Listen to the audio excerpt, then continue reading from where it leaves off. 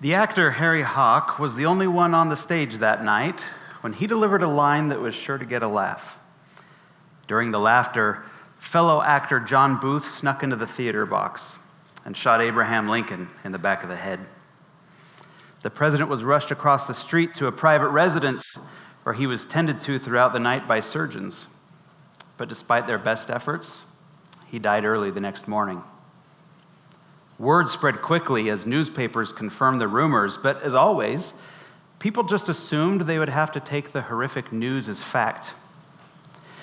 But something happened to Lincoln's body that had never happened to a U.S. president before. He was embalmed. It was the latest thing from Europe, popularized during the Civil War when Dr. Thomas Holmes embalmed thousands of soldiers there on the battlefield so they could be returned home to their families, to be seen and touched and buried near their relatives. Because of this, Lincoln's body was on display not only in Washington, but put on a train that took a 1,600-mile journey throughout the country, stopping in 13 major cities before being placed in a vault.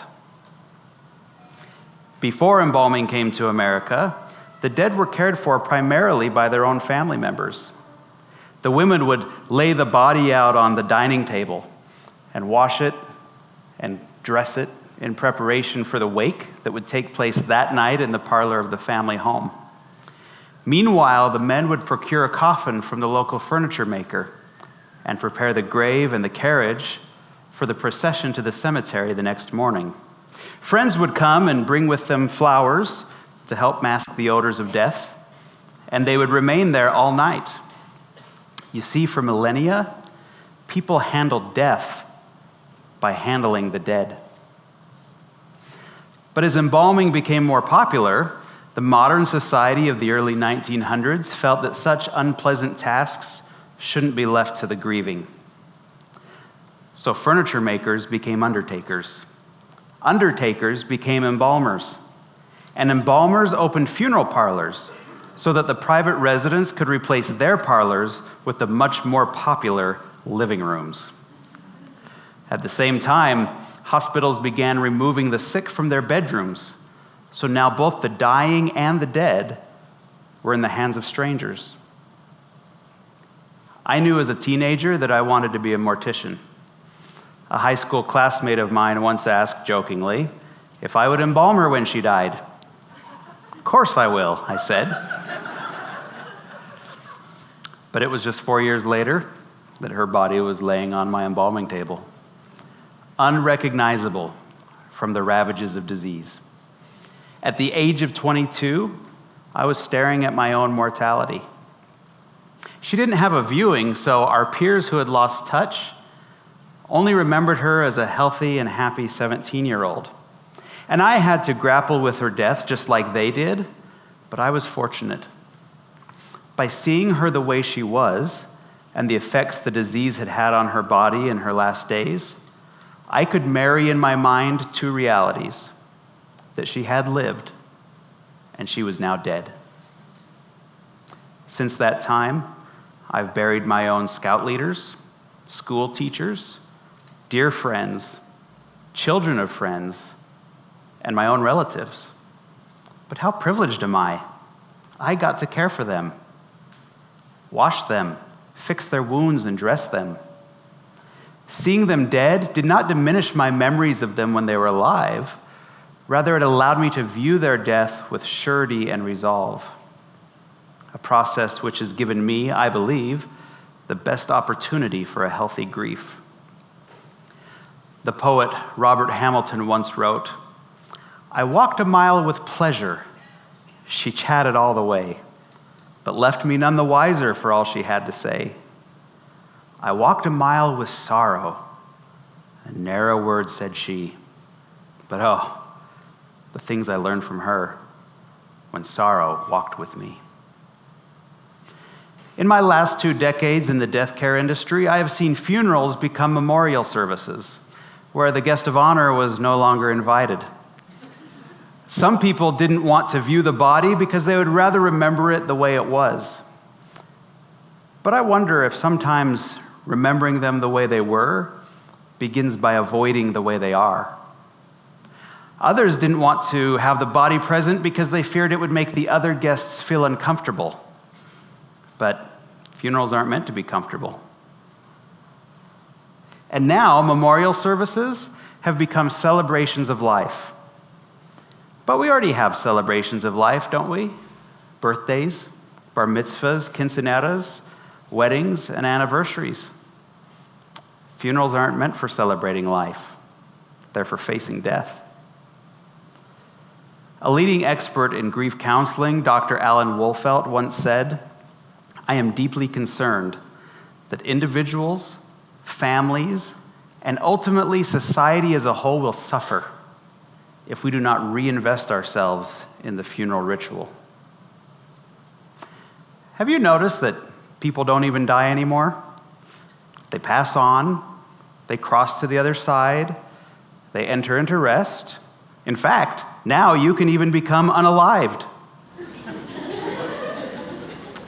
How many of you have had a relative say to you that when they die, to just dig a hole and throw them in it? Just have them cremated and put in a coffee can. They don't want the expense. They don't want people gawking at their body. They don't want a funeral service. Those who desire that for themselves may not realize that their funeral is not necessarily about what they want. It's about what you, as the survivor, needs.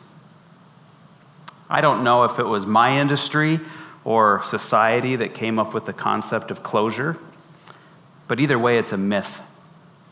The idea that the closing of the casket or the filling in of the grave or the scattering of the cremated remains somehow signifies that a book has been closed and we can resume life as normal, it's really unfair. Rather, we have to learn to live in a new world without that person. And I believe the first steps in doing that is recognizing boldly and bravely that they're really dead. I once sat with a family who was grieving the loss of their son to suicide. They knew from the coroner's reports that he wouldn't be viewable, but they really seemed to be struggling with the idea that it wasn't all just a horrible dream. So I said to them, "I know you can't view his face, but what if you held his hand?" I took them into a room where I had covered his body with a quilt, but left his hand exposed. And I don't know what words they said or emotions they felt after I left, but I do know that they were different when they exited. Some irrational burden they had been carrying had been lifted. Now, the manner in which your loved one dies may be beyond the capability of the mortician to rectify, causing viewing to be difficult or even impossible.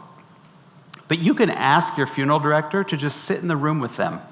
They can be covered and spritzed with their favorite perfume. Ask for their clothing to be returned to you, even if it's been damaged. Ask for a lock of hair or a handprint.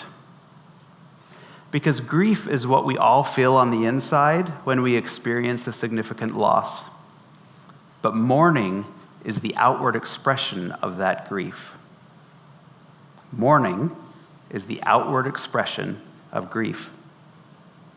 And the more we pretend that nothing major has happened, or the more euphemisms we use, the more we rob the mourning of validation for what they're experiencing. We've all heard well-meaning friends say things like, "Well, at least she's in a better place now." But when we're grieving, we don't want them in a different place, even if it's better. We want them here with us.